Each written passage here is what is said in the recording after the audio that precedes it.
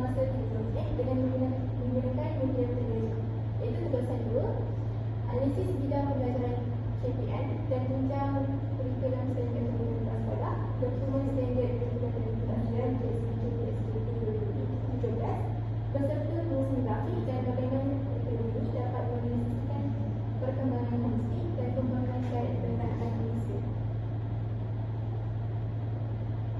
Baik, ini merupakan apa yang akan saya bincangkan pada ini, iaitu pengenalan analisis bidang pembelajaran KPM dan KSP. Seterusnya perkaitan dan persamaan antara bidang pembelajaran KPM dan tunjang KSP. Seterusnya bagaimana kurikulum dapat menunjukkan perkembangan kognitif dan pembangunan karakter anak manusia, dan seterusnya kesimpulan. Baik, bagi pengenalan pendidikan oleh kanak-kanak di Malaysia sebenarnya digerakkan oleh dua dokumen penting, iaitu KPM, iaitu kurikulum permata negara yang menyasarkan kanak-kanak yang berumur 0 tahun, dan KSP yang menyasarkan kanak-kanak yang berumur 4 hingga 6 tahun. Jadi ini merupakan dokumen kedua, yang pertama KPM dan yang kedua KSP. Seterusnya saya akan menjelaskan tentang analisis bidang pembelajaran KPM dan tunjang kurikulum KSP.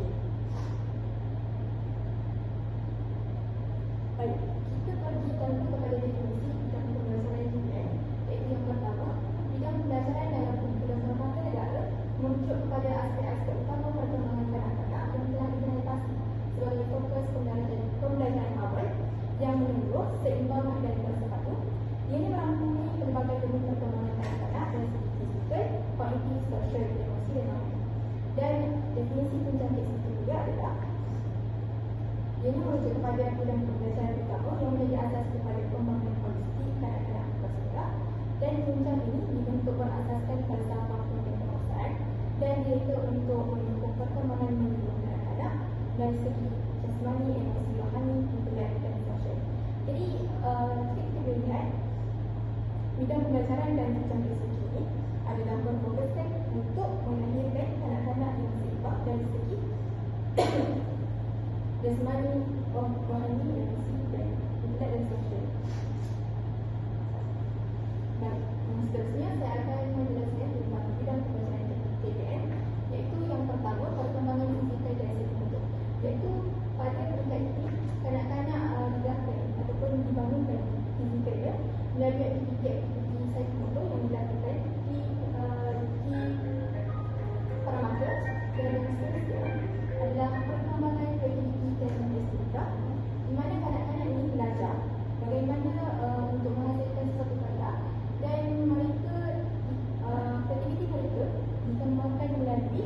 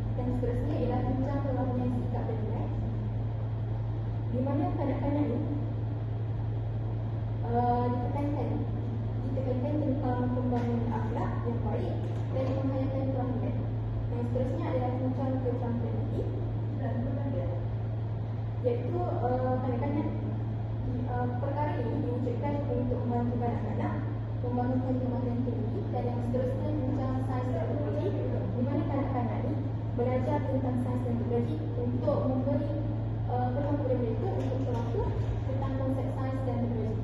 Yang seterusnya adalah tunjang komunikasi, di mana kanak-kanak ini pembelajaran kanak-kanak berfokuskan kepada kemahiran berbahasa melalui kemahiran membaca, mendengar, bertutur dan sebagainya.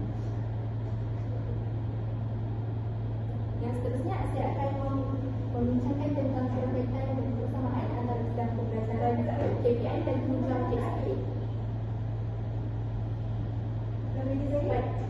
Bagi perkembangan fizikal, bagi bidang pembelajaran perkembangan fizikal dan psikomotor dan tunjang perkembangan fizikal dan estetika, bagi KPI, ianya memberi fokus kepada koordinasi motor halus dan motor kasar dengan melakukan pelbagai aktiviti yang merangsang perkembangan fizikal.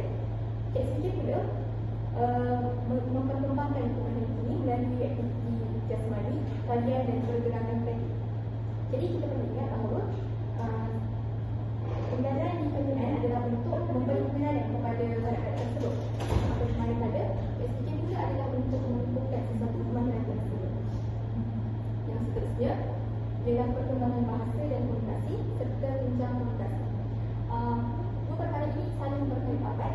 Kerana KPI memperkenalkan bahasa awal yang melalui pertuturan dan pemahaman asas, manakala KSP memperkembangkan atau memperkuatkan bahasa dengan penguasaan kemahiran dan penulisan dalam bahasa Melayu dan bahasa Inggeris. Yang seterusnya adalah perkembangan awal logik dan pemikiran logik. Berkaitan dengan tunjang sains dan teknologi, di mana di KPI kanak-kanak muda berfikir secara logik dan membuat pemerhatian dan penyelesaian di tingkat awal usia mereka, dan KSP pula kemahiran ini dikembangkan melalui konsep matematik, sains dan ICT.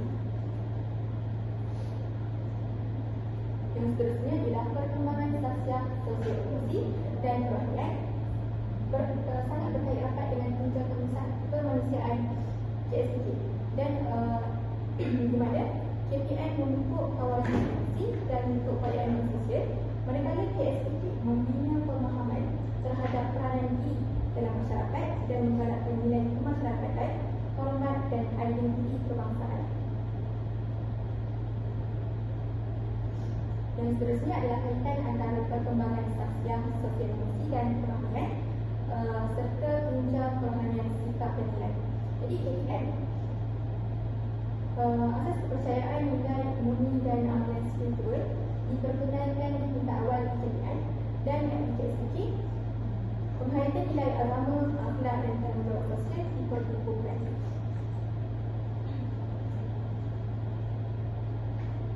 Yang seterusnya adalah perkembangan kreativiti dan estetika dan tunjang keterampilan diri, di mana KPI kanak-kanak diberi ruang untuk mencuba, bereksperimen dan mengekspresikan idea mereka dengan pelbagai media.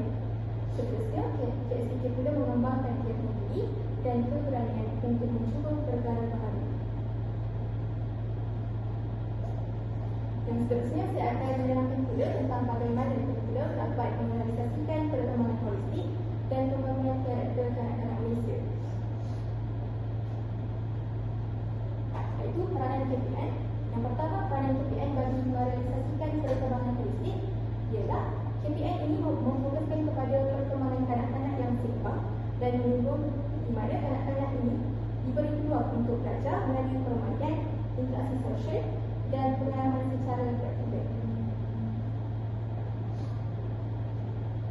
Yang seterusnya adalah peranan KSP bagi merealisasikan perkembangan holistik, iaitu perkembangan holistik dapat direalisasikan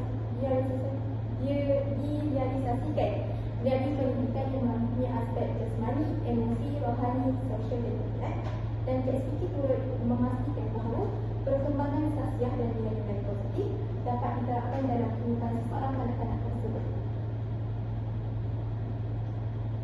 Yang seterusnya, saya akan menjelaskan tentang peranan KPI bagi merealisasikan pembangunan karakter, iaitu elemen nilai murni diaplikasikan dalam aktiviti harian kanak-kanak seperti bekerjasama, tolak ansur dan menghargai diri serta orang lain.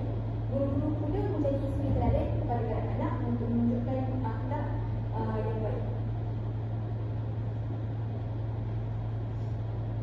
Yang seterusnya adalah peranan PSDK bagi membentuk karakter yang unggul, iaitu memberi penekanan kepada pengajaran nilai-nilai seperti kejujuran, hormat dan empati, melalui aktiviti berkaitan dengan aspek sosial dan moral, iaitu kanak-kanak diajar nilai-nilai ini tersebut melalui pendidikan Islam dan pendidikan moral.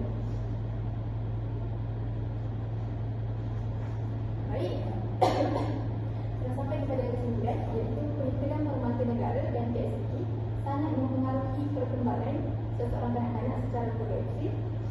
Jadi kesinambungan antara bidang pembelajaran dan jenjang kurikulum standard pendidikan di sekolah ini memastikan kanak-kanak bukan sahaja berkembang dari segi jasmani, intelek dan emosi, malah memiliki karakter yang berteraskan nilai, kecuali berkaitan sains serta bersedia